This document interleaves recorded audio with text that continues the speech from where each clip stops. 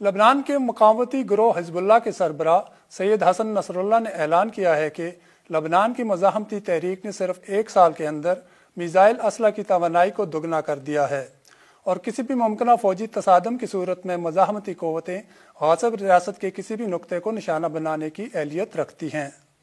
حزب اللہ لبنان کے سیکرٹری جنرل سید حسن نصر اللہ نے اتوار کی رات المیادین ٹی وی چینل کے ساتھ گفتگو میں علاقے اور ملک کی نئی صورتحال پر روشنی ڈالی۔ انہوں نے آغاز میں حضرت عیسیٰ مسیح علیہ السلام کی ولادت باسعادت اور نئے سال کی مبارکباد پیش کی اور سپاہ پاسداران انقلاب اسلامی کے شہید کمانڈر جنرل قاسم سلیمانی اور عراقی رضاکار فورس الحشد الشعبی کے نائب کمانڈر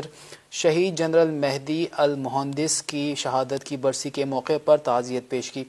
انہوں نے کہا کہ اگلے کچھ دنوں میں امریکی صدر ٹرمپ کی جانب سے ممکنہ طور پر کچھ کارروائی ہو سکتی ہے اور کہا کہ اس بارے میں تمام امکانات پائے جاتے ہیں، خاص طور پر ٹرمپ جیسے دیوانے شخص سے کسی بھی چیز کی امید کی جا سکتی ہے۔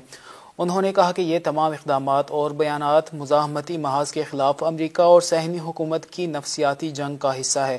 انہوں نے تاکید کی کہ ٹرمپ کے اقتدار کے پیچھے کچھ دنوں میں بہت ہوشیاری اور احتیاط سے کام لینے کی ضرورت ہے۔